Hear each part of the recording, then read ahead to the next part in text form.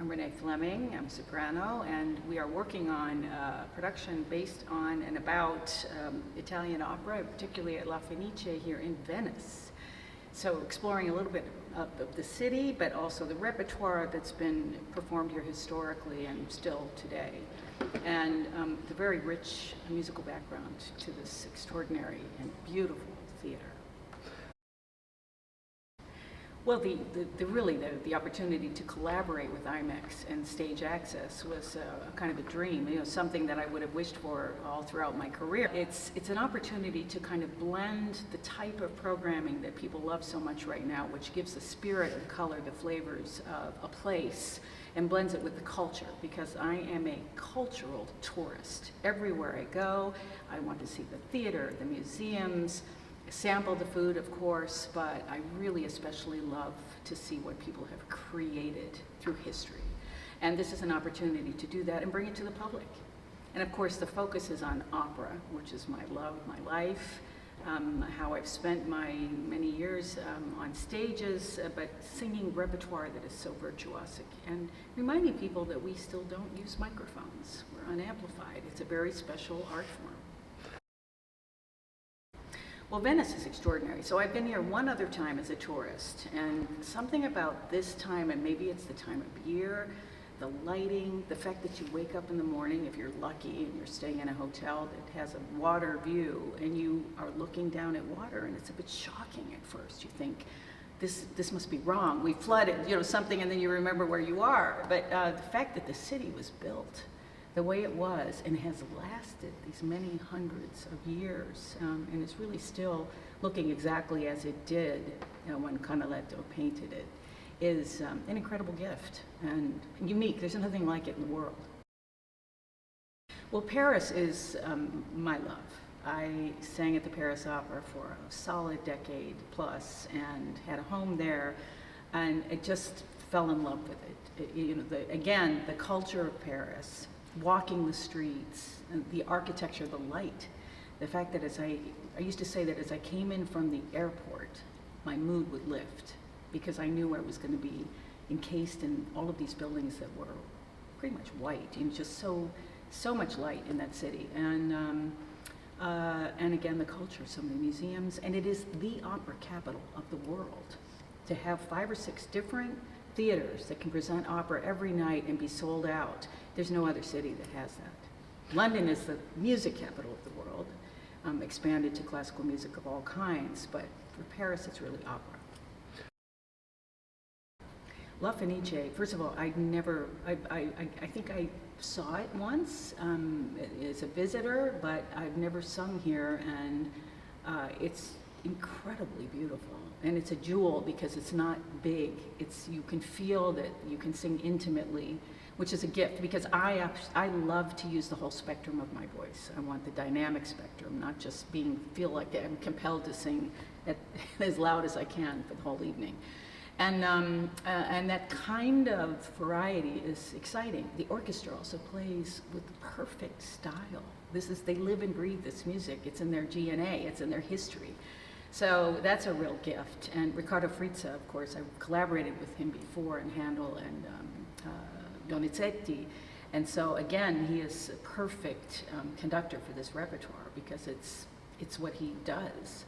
So, and my colleagues are extraordinary. I mean, to sing with Francesco Meli, who's really at the top of his game in opera in Italy, everyone I asked said he's the one to try and sing with.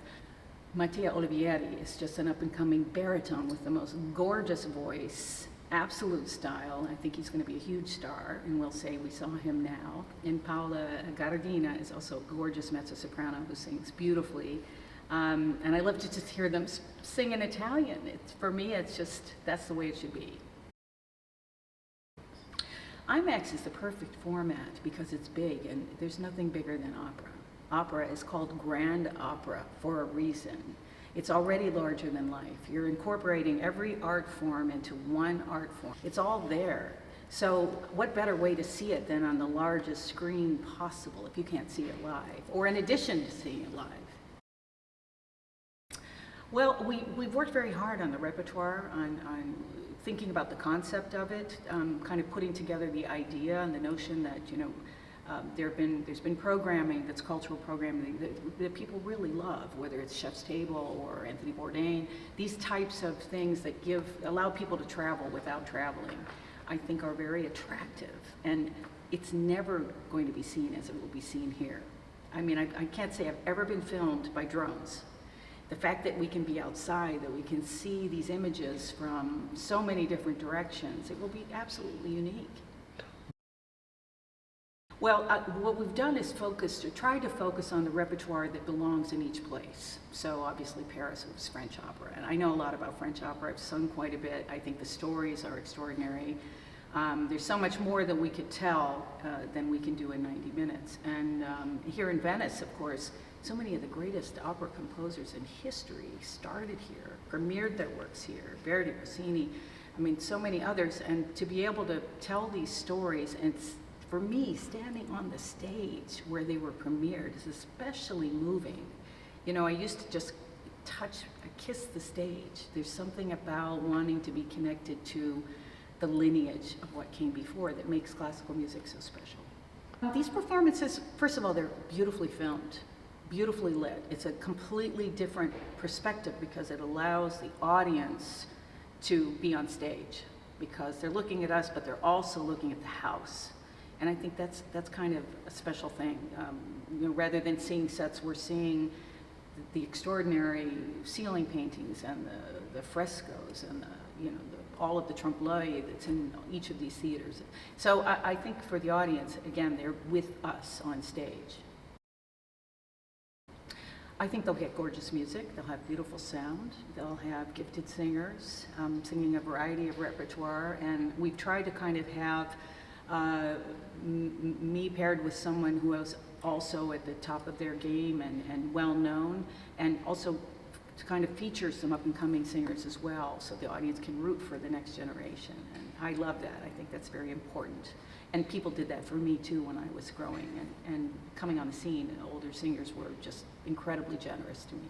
So we're trying to kind of also present the orchestra and make a feature out of the orchestra. I think the audience, could get so much pleasure out of just watching different players and thinking about the collaboration. You know, when in the strife that we have right now in the world, I think an orchestra is the perfect example of collaboration.